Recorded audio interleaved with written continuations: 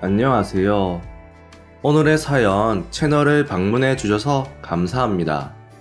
사연 읽어보겠습니다. 저는 남편과 고등학생 딸 그리고 반려견 한 마리 키우는 전업주부입니다. 반려견은 몇 년 전 딸이 통학길에 주워와 키운 이후 온 가족이 애지중지하고 있습니다. 반려견을 포함해 저희 가족은 평화롭게 살고 있었습니다. 하지만 저를 마음에 들어 하지 않는 시어머니는 마주칠 때마다 잔소리를 했습니다. 아들한테 밥은 잘 챙겨주고 있니? 아이고, 피부 관리 좀 해라. 벌써 주름이 자글자글하니 더 늙어 보여. 설날이나 추석 때 시댁에 갈 때면 저렇게 잔소리를 늘어놓으시는데 남편이 중간에서 중재를 잘 해줘서 그나마 큰 트러블 없이 시댁과 적당한 거리를 유지하고 있었습니다. 다만 시어머니가 말도 없이 집에 방문하거나 저나 딸에게 막말을 할 때가 있었지만 시아버지께서 눈치껏 말려주셔서 평화가 깨지지 않고 유지되고 있었습니다. 하지만 그런 시아버지께서 어느 날 갑자기 돌아가셨습니다. 시아버지가 근무 중에 뇌경색으로 쓰러지셔서 손 쓸 새 없이 돌아가셨습니다. 돌아가신 시아버지는 시어머니를 위해 어느 정도 보험을 들어놨었고 시어머니는 보험금 전액을 혼자 받기에 평범하게 지내시면 생활에 어려움은 없어 보였습니다. 그래서 남편에게 특별한 사정이 없는 한 어머니를 모시고 사는 건 절대 안 된다고 미리 선전포고도 해놨습니다. 물론 완전히 관계를 끊는 것은 아니고 예전처럼 적당한 거리를 두고 있었습니다. 그런데 시어머니는 49제가 끝나기 전에 약속 없이 집에 오셔서 현관문 앞에서 소리를 쳤습니다. 나랑 같이 살아! 합가 안 하려면 월 200만원씩 보내! 이웃들에게 폐를 끼치기 싫어 일단 집으로 들어오시라 했습니다. 어머니, 말도 없이 오시면 어떻게 해요? 그리고 월 200만원씩 달라니요? 애 학비도 나가고 저희 생활이 넉넉한 것도 아닌데 그렇게 큰 돈은 무리예요. 나중에 남편 오면 얘기해 볼 테니까 오늘은 그냥 돌아가세요. 어떻게든 거절하려는 저에게 시어머니는 다급한 듯 말했습니다. 시어머니에게 사정을 들으니 시어머니가 투자 사기를 당하고 있었던 겁니다. 설마 시아버지 유산 전부는 아니죠? 글쎄, 친구의 친구인데 걔가 좋은 투자가 있다고 돈만 넣으면 2배로 불려준다고 해서 맡겼는데 이제 연락이 안 돼. 투자 사기를 당해 눈물을 흘리며 이야기하셨습니다. 도중에 귀가한 딸과 함께 시어머니의 말을 듣고 있었고 마침 일을 마치고 돌아온 남편도 시어머니 얘기를 듣고 착잡한 표정을 지었습니다. 아들아, 미안하다. 근데 지금 돈이란 돈은 죄다 투자한다고 보내주고 한 푼도 없어. 엄마 좀 한 번만 도와줘. 사기당하는 건 엄마 잘못이 아니야. 너무 자책하지 마. 일단 무슨 말씀인지 알겠으니 집에 가서 쉬세요. 남편은 시어머니를 전혀 나무라지 않았고 저와 딸은 깜짝 놀랐습니다. 그리고 시어머니를 집에 바래다 줬습니다. 남편이 돌아와서 어떻게 설득했는지 물었더니 돈을 줬다고 했고 얼마냐고 물었더니 시어머니가 달라신 200만원을 줬다고 했습니다. 게다가 딸의 대학 등록금 하려고 모아둔 계좌에서 인출한 것입니다. 아무 일도 아닌 것처럼 말하는 남편에게 저도 화가 치밀었습니다. 나중에 대학 등록금 하려고 모아둔 돈을 그걸 줬다고? 그걸 말이라고 해? 어머니 돈 다 드리면 애는 무슨 돈으로 대학교 보내게? 안 보낼 셈이야? 어쩔 수 없었어. 저렇게 해야 돌아가시지. 안 그럼 여기 계속 눌러 앉아서 안 가실 거야. 200만 원 줬으니까 당분간은 집에 안 오신다고 했어. 당분간은 뭐야? 또 돈 떨어지면 집에 온다는 거야? 우리가 돈 드릴 게 아니라 어머니가 생활비를 버셔야지. 만약에 다음에 또 오시면 집에 한 발자국도 못 디디게 할 테니 그렇게 알아. 제가 반박하자 남편은 아무 말도 못하고 반려견을 안고 허둥지둥 쇼파로 갔습니다. 남편은 당분간 안 올 거라 했지만 만약을 위해 다른 통장들은 친정집에 맡겼습니다.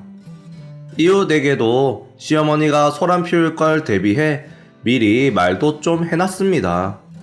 그리고 한 달 후 시어머니는 약속 없이 또 왔습니다.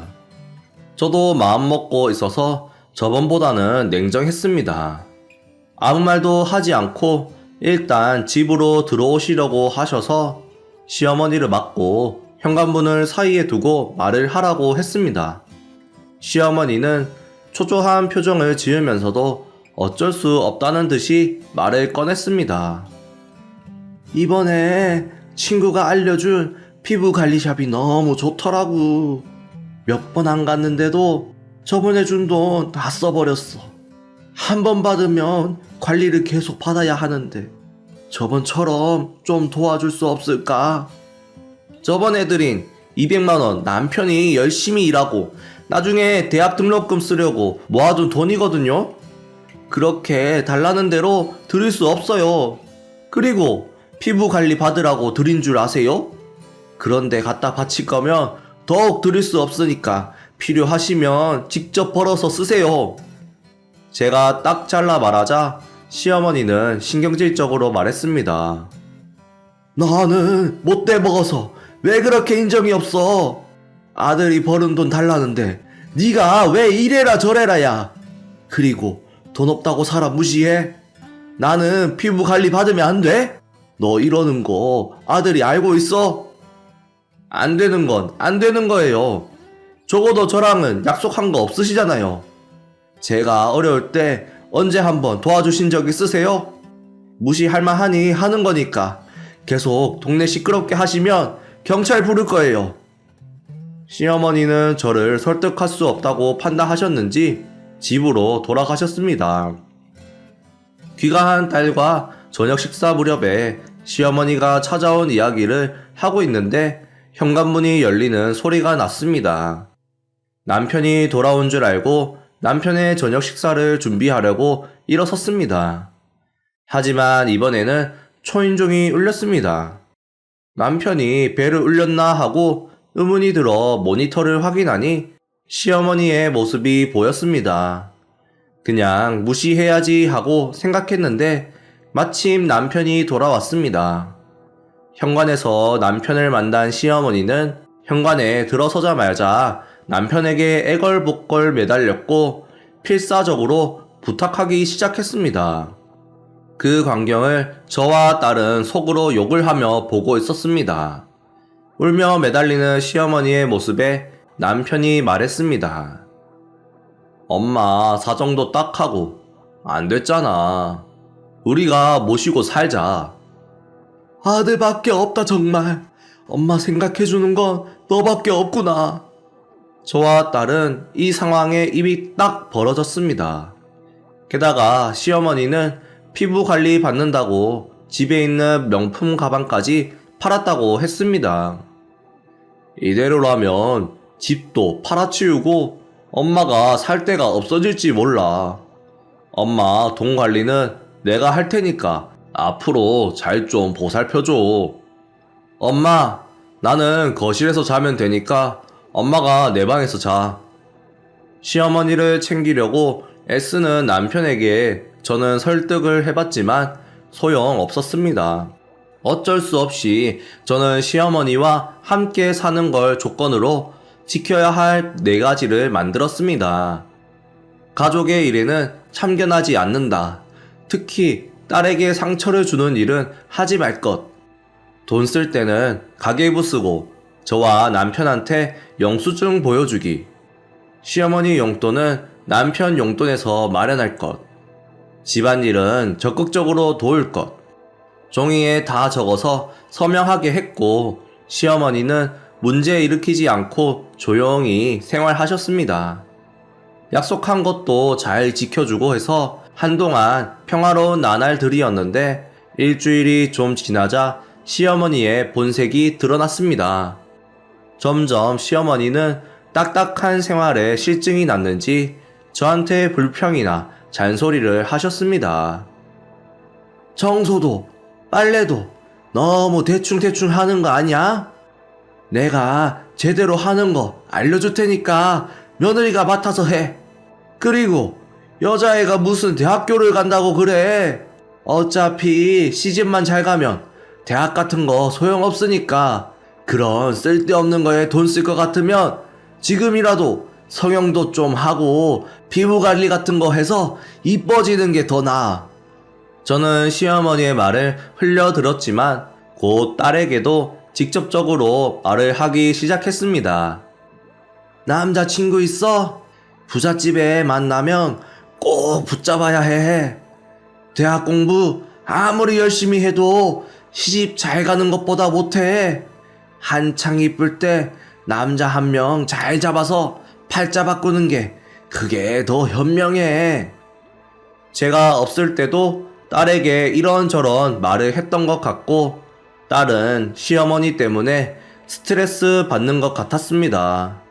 TV를 거실에서 자주 보니 공부에 집중할 수 없어서 학교나 도서관에 가서 공부를 하게 되었고 딸이 집에 없는 시간이 많아졌습니다. 시어머니는 심지어 남편에게 받은 용돈으로 피부 관리샵에 마구 쓰고 있는 것 같았고 몇 번인가 영수증도 가계부도 쓰지 않고 몰래 가는 것 같았습니다. 남편도 역시 피곤해졌는지 보기에 알 수 있을 정도로 수척해졌습니다. 시어머니의 용돈을 마련하기 위해 평소보다 더 일하고 있는 것도 원인이었을 겁니다. 그래도 시어머니는 그런 남편의 고생은 신경도 안 쓰는 듯 했고 그냥 제멋대로 구셨습니다. 남편에게 시어머니는 안 바뀔 거라고 여러 번 말했지만 바뀔 거라고 기대하고 있는지 제 말은 들어주지 않았습니다. 결국 저와 남편은 자주 부딪히게 되었고 시어머니의 잔소리와 갑질에 인내심은 바닥나고 있었습니다. 무엇보다 소중한 딸의 앞날을 걱정하며 남편과의 이혼도 생각하던 어느 날 사랑하는 반려견이 갑자기 기침을 했습니다. 멈추지 못하고 계속 하더니 그 자리에서 피가 섞인 토를 했습니다. 황급히 딸과 동물병원으로 달려가 진찰을 받고 여러가지 검사를 했는데 의사 선생님의 말로는 자세한 것은 추가 검사로 판단하겠지만 아마 폐암인 것 같다고 했습니다. 그리고 앞으로 3개월 정도밖에 못 살 거라고 했습니다. 그렇게 시한부 선고를 듣고 집에 돌아오는 길에 저와 딸은 반려견을 끌어안고 목 놓아 울었습니다. 너희 어디 갔다 왔니? 샤워할 거니까 화장실 좀 쓸게. 눈이 부어서 귀가한 우리들을 외면하고 기분 좋게 샤워하러 갔습니다. 반려견의 병과 남은 기간도 남편에게도 전했습니다. 남편도 눈시울을 붉히며 눈물을 글썽였고 저와 딸도 이야기하면서 눈물을 멈추지 않았습니다. 피곤해서 자고 있는 반려견의 모습을 가족 모두가 바라보면서 앞으로의 보살핌이나 장래에 대해 이야기했습니다. 남은 시간을 소중히 여기고 후회 없이 예뻐해 주자고 오랜만에 저희는 마음을 함께 했습니다.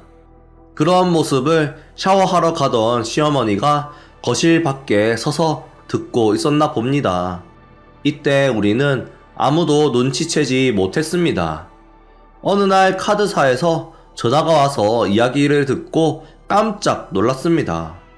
남편의 카드 청구액이 평소보다 훨씬 큰 금액이 청구됐는데 카드사는 도용당한 것이 아닌가 하고 확인차 전화를 해준 것 같았습니다.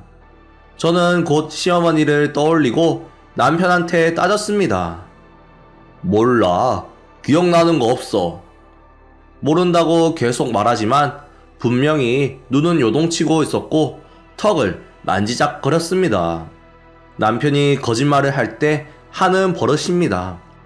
바람피는 거일지도 모른다고 순간 생각했지만 다시 카드 명세서를 보고 이유를 알았습니다. 시어머니가 자주 가는 피부관리샵 이름이 명세서에 많이 기재되어 있었습니다. 여기 어머니가 자주 가는 데잖아. 맞지? 거기? 맞아. 속여서 미안해. 제가 노려보면서 따지자 남편은 시어머니에게 카드를 빌려주고 있었다고 실토했습니다. 저는 계속 반려견을 돌보고 있었고 카드의 청구액이 이렇게 많아질 때까지 전혀 몰랐습니다. 거실에서 편히 쉬던 시어머니를 불러 남편과 시어머니 모두에게 따졌습니다. 피부 미용실에서 뭘 하길래 이렇게 많이 결제해요? 그리고 돈을 쓸 때는 가계부를 쓰고 영수증을 내기로 한 약속 까먹었어요? 그러자 화가 난 저를 향해 시어머니는 얼굴을 붉히며 말했습니다. 예! 너 병 걸려서 이제 살 날도 얼마 안 남았다며. 빨리 병원에 입원이나 해. 그리고 너 죽으면 나한테도 보험금 나오지? 아니면 이 집을 나한테 줘도 되고. 아유, 이제 얼마 안 있으면 좀 자유로워지겠네. 의기양양한 얼굴로 말하는 시어머니에게 저도 남편도 굳었습니다. 반려견 시한부 선고 받은 날 거실에서 대화를 시어머니가 엿들은 것 같았습니다. 근데 어떻게 들었으면 제가 시한부라고 들을 수 있는지는 모르겠습니다. 할머니, 무슨 말 하는 거예요? 뭐 착각한 거 아니에요? 복도에서 이야기를 듣고 있던 딸이 거실로 왔습니다. 그리고 시어머니를 노려보며 말했습니다. 엄마는 안 아파요. 아픈 건 반려견이지. 그게 무슨 소리야.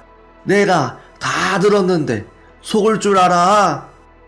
처음에는 웃던 시어머니도 저와 남편의 모습에 점점 표정이 굳어갔습니다.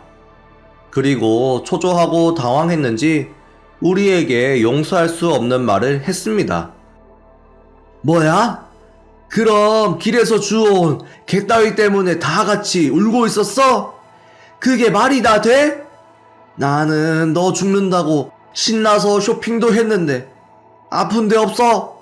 멀쩡한 거 맞아? 진짜 사람 짜증나게 하는데 뭐 있네? 시어머니가 말하자마자 저도 딸도 화가 치밀었습니다. 개 따위라뇨? 저희한텐 가족인데 말이 심하시네요. 그리고 저 안 아파서 실망이세요? 저는 어머니 때문이라도 어머니 돌아가시기 전엔 절대 안 죽을 겁니다. 짜증나셔도 저 계속 보셔야 돼요. 할머니, 엄마 싫어해도 죽는다고 신난다고 말하는 건 사람이 할 말이 아니지 않아요? 진짜 악마 같네요. 바로 달려들어 싸울 것처럼 눈을 부라리며 딸이 말하자 시어머니는 위험하다고 생각했는지 남편에게 도움을 청하려고 다가갔습니다. 여느 때 같으면 감싸줄 남편이지만 이날은 시어머니를 내팽겨치고 차갑게 쏘아붙였습니다. 내가 지금까지 다 틀렸어. 우리 가족 모두를 이렇게 화나게 하다니 참지 못하겠어. 멀쩡한 사람 빨리 죽으라고 매일 저주하고 살았어? 엄마 미친 거 아니야? 아이고 얘들아, 내가 실수했다. 그렇게 말하려는 게 아니었어. 아들아, 내가 며느리 때문에 눈칫밥 먹느라 마음이 답답해서 그래. 너는 이해할 수 있잖아. 너 맨날 며느리랑 싸우면서 너는 내 편 아냐? 누가 그딴 실수를 해? 엄마가 우리 집에 오면서 그것 때문에 싸운 거지. 애 엄마랑 원래 잘 안 싸우고 사이 좋았어. 나는 엄마가 여기 있으면 정신 좀 차릴 줄 알았는데 내가 생각 잘못한 것 같아. 그냥 엄마 우리 집에서 나가줘. 지금 여기서 나가면 굶어 죽게 생겼는데 어떡하라는 거야? 남편은 자기 방에서 뭔가를 가져왔습니다. 그것은 시아버지께서 살아생전에 필요한 일 있으면 쓰라고 주신 통장이었습니다. 남편은 1,000만 원 들어있는 통장과 함께 시어머니를 집 밖으로 내동댕이 쳤습니다. 미안해. 한 번만 봐줘. 진심이 아니야.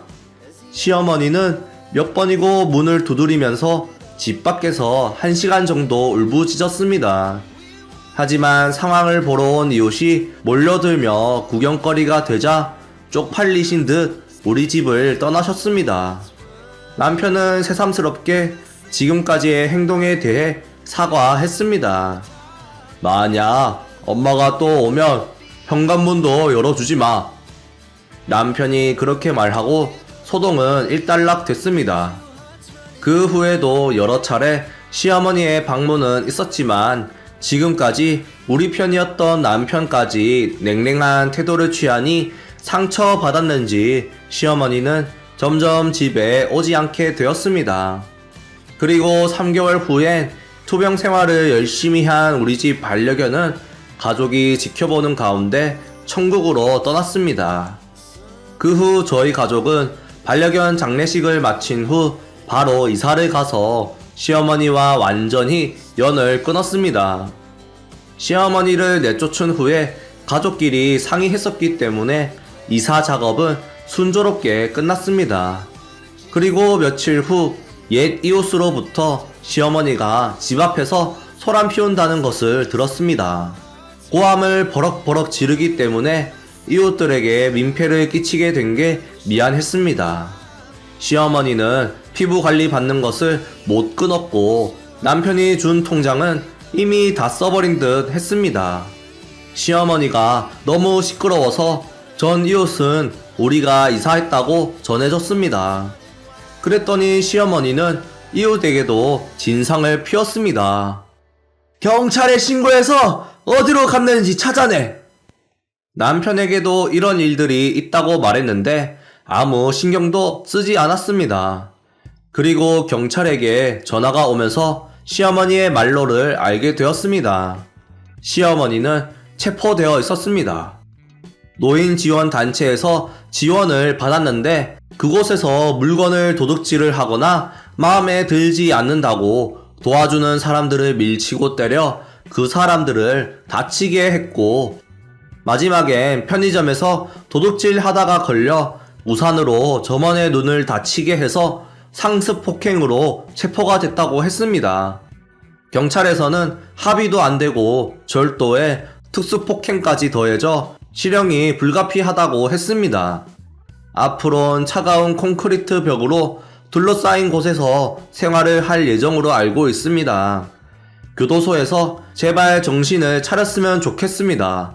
한편 저희 집에는 새로운 강아지가 생겼습니다. 유기견 보호소에서 키우던 반려견과 정말 똑 닮은 강아지를 발견해서 입양하게 되었습니다. 딸은 다시 웃는 모습을 찾았고 남편과의 사이도 예전처럼 좋아졌고 저희 가족은 매일매일 웃음꽃이 피어나고 있습니다. 여러분들은 만약 제 시어머니 같은 분이 계셨다면 어떻게 하시겠어요? 결국 비참한 말로를 맞이한 시어머니가 조금은 불쌍하지만 제 행동에 후회는 없습니다. 여러분들은 가정의 평화가 깨지지 않았으면 좋겠습니다. 안녕하세요 구독자 여러분. 항상 제 채널 방문해 주셔서 감사합니다. 제가 지금 감기 기운이 있어 잘 읽지 못해서 죄송합니다. 항상 재미난 사연으로 찾아뵙도록 하겠습니다. 오늘의 사연은 여기까지입니다. 시청해 주셔서 감사합니다. 안녕하세요. 저에겐 남편과 유치원생 아들과 초등학생 딸이 있습니다. 둘 다 맞벌이이고 집안일이나 육아를 함께 한다고 말하고 싶지만 저 혼자 하고 있습니다. 예전에는 육아도 집안일도 적극적으로 해주었는데 지금은 전혀 돕지 않고 다 제가 하고 있습니다. 몇 년 전에 시아버지가 돌아가시고 나서 남편은 점점 변해갔습니다. 시댁은 우리 집에서 차로 가까운 거리에 있었습니다. 시아버지가 남긴 집에 시어머니가 혼자 살고 있어 사상건건 남편을 불렀습니다. 남편이 시어머니한테 무슨 말을 했는지 모르겠지만 정신을 차리고 보니 내가 장남이니까 가 입버릇이 되어 있었습니다. 지금은 별일 없어도 수시로 시댁에 들립니다. 쉬는 날에도 집에 있는 일이 거의 없습니다. 남편은 저희 가족을 전혀 거들떠보지 않습니다. 남편은 이제 가족이 아니라 동거인이라고 취급하니 마음이 편했습니다. 딱히 무슨 요구를 하거나 생트집을 잡거나 하는 곤란한 일은 만들지 않았습니다. 그냥 남편이 시댁에 자주 가버리니까 우리도 자유로움도 좀 있었고 특별히 불만 가질 게 없었습니다. 결과적으로는 문제가 생기긴 했지만요. 그런 상태가 계속되던 어느 날 아가씨 부부에게 문제가 생겨 아가씨가 시어머니에게 울음을 터뜨린 모양이었습니다. 아가씨 남편의 빚이 발각되었다고 했습니다. 고스톱을 치다가 계속 졌고 정신 차리고 보니 큰 빚이 생겼다고 합니다. 아가씨는 집안일을 못해서 반찬이며 세탁이며 돈으로 해결하고 있었고 당연히 모아놓은 돈도 없었습니다. 그런 아가씨가 걱정되었던 시어머니는 시댁으로 들어와서 살면 월세는 아낄 테니 이사 오라고 했고 아가씨네 가족이 시댁으로 이사를 했습니다. 하지만 시어머니가 나중에 냉정하게 생각해보니 아가씨는 집안일을 잘 못해서 거의 못하니까 집안일은 시어머니가 하게 됐습니다. 아가씨 부부는 둘 다 일을 하고 있으니까 아이를 보는 것도 시어머니가 하게 됩니다. 덧붙여서 아가씨의 아이는 올해 초등학교에 막 들어갔고 학교를 갔다 오면 시어머니가 돌보게 됐습니다. 시어머니는 지금까지 느긋하게 혼자 살아왔고 혼자 하기 힘든 일이나 곤란한 일이 있으면 남편에게 시키고 있었습니다. 그런 유유자적한 생활에서 가사나 육아에 쫓기는 나날이 되어버린 것을 깨달은 시어머니는 큰일 났다고 생각하고 남편에게 그 말을 푸념했습니다. 시어머니를 지극히 생각했던 남편은 그런 처지가 불쌍했나 봅니다. 그냥 우리 집에서 같이 살자고 말해버린 겁니다. 시댁에 아가씨 가족이 살고 시어머니는 우리 집에 살면 괜찮지 않냐고 한 거죠. 시어머니의 속셈에 감쪽같이 남편이 걸려들은 겁니다. 저는 남편에게 시어머니를 집으로 모시겠다는 말을 들었을 때는 온몸에 피가 빠져나가는 기분이 들었습니다. 심지어 시어머니는 제가 돌보고 최대한 아무것도 안 하고 편하게 계시도록 해라는 말도 했습니다. 그러니까 엄마 방을 마련해줘. 저는 입을 딱 벌린 상태로 굳었고 샤워를 하려던 남편을 말렸습니다. 나 농담 아냐. 모시는 건 무리야. 남는 방도 없어. 그리고 왜 내가 시어머니를 돌봐야 해? 내가 왜? 저는 온 힘을 다해 거부했지만 남편은 제 말을 듣지도 않았습니다. 엄마를 편하게 해주고 싶은 거야. 집안일은 네가 더 잘하잖아. 그리고 막내방에 지금 뭐 없으니까 거기를 엄마 방으로 하면 돼. 애들 같은 방 쓰면 애들 좋아할 거 아냐. 시어머니를 위해 아이들에게 희생하라고? 그게 아버지가 할 말인가? 하지만 감정적이어서는 안 된다고 생각하고 되도록 냉정하게 말했습니다. 그거 무리야. 애들도 사생활이 있다고. 자기만의 공간이 필요하단 말이야. 게다가 아가씨는 시어머니와 함께 살기로 하고 이사간 거 아니었어? 애초에 아가씨한테 같이 살자고 말한 거 시어머니가 한 거지? 얼굴이 무뚝뚝한 남편은 제가 반대하는 것을 마음에 들어 하지 않았습니다. 그러니까 동생이랑 같이 살아서 엄마가 힘들대. 장남으로서 그냥 보고만 있을 수 없잖아. 너 맏며느리잖아. 그리고 남편 체면을 세우는 게 너의 역할 아냐? 남편 노릇이나 제대로 하고 그딴 소리 해. 내가 언제 역할을 안 했다고 그래. 됐고 너랑 할 말 없어. 그렇게 말하고 샤워하러 갔습니다. 엄마 모시고 살 거야. 네가 거부해도 소용없어. 욕실에서 남편이 저 들리게끔 큰 소리로 말했습니다. 그날부터 남편과는 거의 대화를 하지 않고 최소한의 이야기만 했습니다. 그리고 며칠 뒤 평소처럼 남편이 시댁에 갔습니다. 대충 집안일을 마치고 아이와 함께 TV를 보다가 초인종이 울려 확인해보니 택배 기사가 있었습니다. 엄마, 택배 온 거 뭐야? 우리 집 거 아니야. 그래서 다시 가져갔어. 다른 집 택배라는 소리에 아이들은 기대하는 얼굴에서 순식간에 시무룩해졌습니다. 그리고 아이들과 함께 다시 TV를 보고 있는데 누군가 도어락을 누르는 소리가 났고 그리고 현관문이 열렸습니다.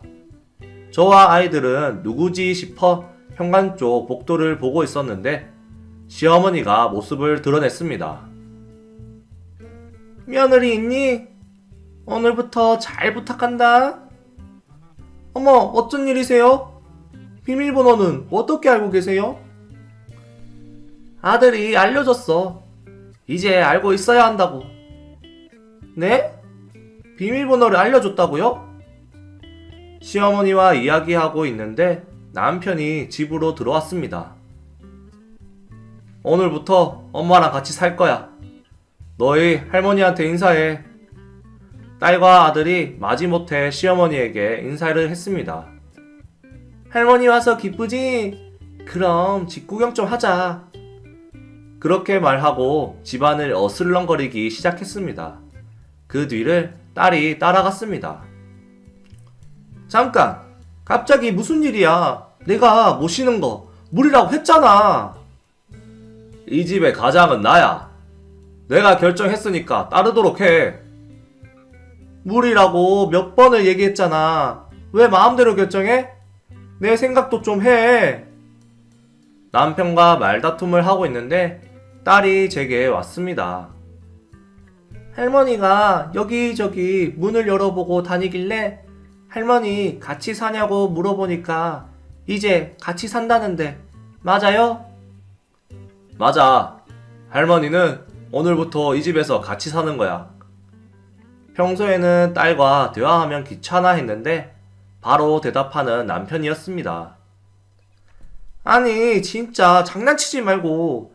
애들도 싫어하잖아. 절대로 안 돼, 절대. 지금 다시 모셔다 드려. 불평하지 마. 오늘부터 같이 사는 거니까 그렇게 알아. 근데 오전에 엄마 택배 왔을 텐데 어딨어? 그거 내가 우리 집에 잘못 온 거라고 다시 가져가랬어. 짐도 많고 그 많은 짐 둘 데도 없다고. 그리고 같이 살지 않을 거라니까. 야, 너 계속 그럴래? 엄마 내가 모실 거라고 했지? 둘이서 무슨 말을 하고 있는 거야? 그런데 짐 붙인 거는 어디 있어? 아까 남편한테 말했는데 다시 돌려보냈어요. 뭐야? 힘들게 붙였더만 왜 돌려보내? 저는 짐 놔둘 데도 없고 어머니랑 같이 살고 싶지 않아요. 뭐? 내가 짐이라고 말하는 거야? 네, 맞아요. 그러니까 다시 가주세요. 놀라서 소리를 내지 못하는 시어머니는 대신에 남편이 말했습니다. 너 엄마한테 말을 왜 그렇게 해? 정 같은 거 없어? 완전 냉혈한이네. 그러니까 엄마랑 같이 살자고 하니 거부하지. 엄마가 힘들다는데 도와줄 생각 같은 거 안 해? 너가 정 얘기하니까 말인데 집에서 아무것도 안 하고 집안일이며 육아도 내가 다 했어. 한 번이라도 애들한테 관심 가져주고 등하교라도 한 번 해준 적 있어? 매일 아침 바쁘게 움직인 적 없지? 심지어 어머니도 돌보라고? 까불지마. 나도 사람이야. 말만 하면 뭐든 되는 줄 알아? 어머니, 죄송하지만 오시기 싫습니다. 싫어요. 현관은 저쪽이니 돌아가 주세요. 저는 현관 쪽을 가리켰습니다. 제 기세에 어안이 벙벙한 시어머니는 뭔가 대꾸하려 했는데 남편이 말했습니다. 그럼 엄마는 내가 돌볼게. 그러면 됐지? 내가 엄마를 돌보면 아무 문제 없는 거 아냐? 뜻밖의 남편의 대답에 눈이 튀어나올 것 같았습니다. 아니, 그 말만 알아들어? 어떻게든 어머님이랑 같이 살고 싶구나. 그렇다면 내가 나갈까? 그냥 내가 친정으로 이사 갈게. 제 말을 듣고 남편과 시어머니는 잠자코 있었습니다. 엄마, 이사 갈 거야? 그럼 나도 따라갈게. 엄마랑 같이 이사 갈래. 엄마랑 있고 싶어. 뜻밖의 애들로부터 지지를 받았습니다. 아빠에 대한 정이 별로 없어 저런 말을 하는 것 같았습니다. 아빠는 항상 할머니만 생각하고 우리한테는 아무것도 안 해주잖아. 아빠는 우리 가족 아니고 할머니 가족이야. 두 손을 꼭 움켜쥔 딸은 시어머니와 아빠를 노려보고 있었습니다. 당신 원래 이렇지 않았잖아. 딸이 태어났을 때는 매일 보고 싶어하고 밤에 울면 나보다 먼저 일어나서 달래주고 그랬는데 왜 이렇게 변했어? 남편은 말없이 들으며 뭔가 생각에 빠진 듯 했습니다. 다 지난 옛날 이야기를 하고 그래. 그렇게 내가 싫으면 애들 데리고 이 집에서 얼른 나가. 아들이랑 이 집에서 둘이서 살란다. 이럴 거였으면 택배를 왜 돌려보내서 일을 두 번 하게 만들어? 불평을 늘어놓는 시어머니를 보며 잠자코 있던 남편이 시어머니를 향해 말문을 열었습니다. 엄마, 돌아가줘. 여기는 엄마 집이 아니야. 이 집은 애들이랑 애 엄마 집이지. 짐은 내가 바로 돌려보내줄게. 엄마는 엄마 집에서 살아. 뜻밖의 말을 하는 남편에게 시어머니와 저는 놀랐습니다. 동생 가족 돌봐야 한다고 투덜댔는데 그거 다 엄마가 이사 오라고 해서 생긴 일이잖아. 그리고 집안일이 힘들면 동생 내보고 하라면 되잖아. 싫어. 걔들이 내 말을 듣는 줄 알아? 죄다 나한테 떠넘기려고 하는데 내가 오죽했겠어. 그건 엄마랑 동생 문제잖아. 동생이 같이 살자고 한 것도 아니고 엄마가 같이 살자고 한 거잖아. 싫으면 다시 내보내던가 해. 말처럼 쉬운지 알아? 걔들 빚 생겨서 힘들다는데 내가 그걸 어떻게 모른 척하니? 그리고 여기서 같이 살 거라고 벌써 다 말하고 왔는데 다시 집으로 돌아가라고? 엄마 쪽팔리게 만들래? 어머니, 괜찮아요.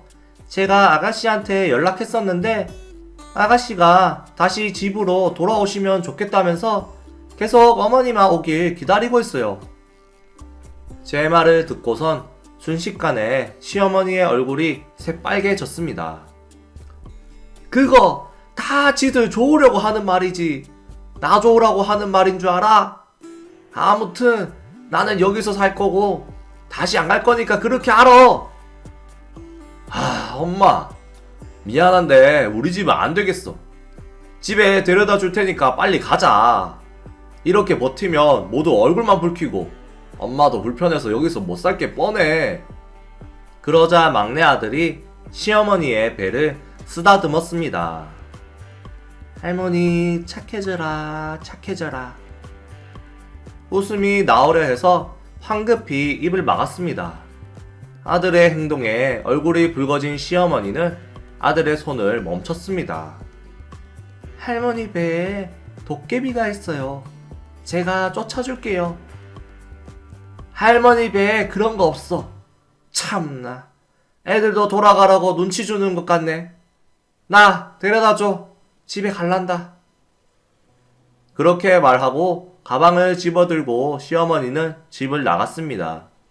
그 뒤를 남편이 쫓아갔습니다. 이런 상황까지 오게 된 게 제 탓도 있는 것 같아 진심으로 후회됐습니다. 밤이 되어 슬슬 자려고 준비하고 있을 때 남편이 돌아왔습니다. 여보, 미안해. 아들, 딸, 아빠가 잘못했어.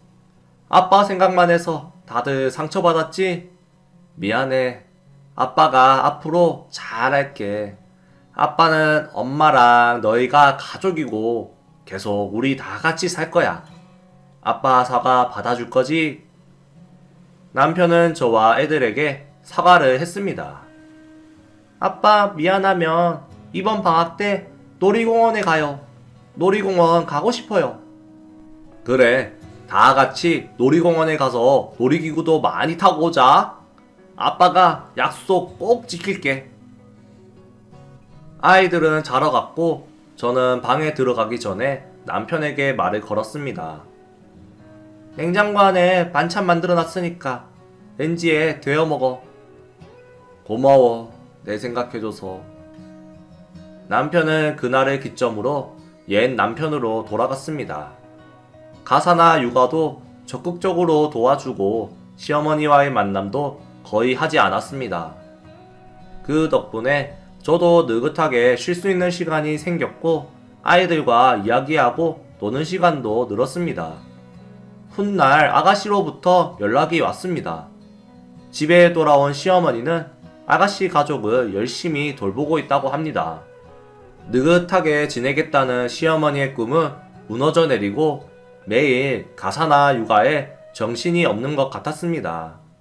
아가씨도 퇴근 후 최대한 집안일도 돕는다고 했습니다. 남편이 어머니 부려먹지 말라고 아가씨 부부에게 한마디 했다고 했습니다. 아가씨 부부도 정신 차린 듯 했습니다. 한참 후에는 시어머니도 소란 일으켜 미안했다고 하셨고 저도 말이 냉정했던 것에 대해 사과를 드렸고 혹여 힘든 일 있으면 연락 달라고 했는데 그런 일이 없기를 바랄 뿐입니다. 하마터면 인생이 바뀔 뻔했던 제 이야기 들어주셔서 감사합니다.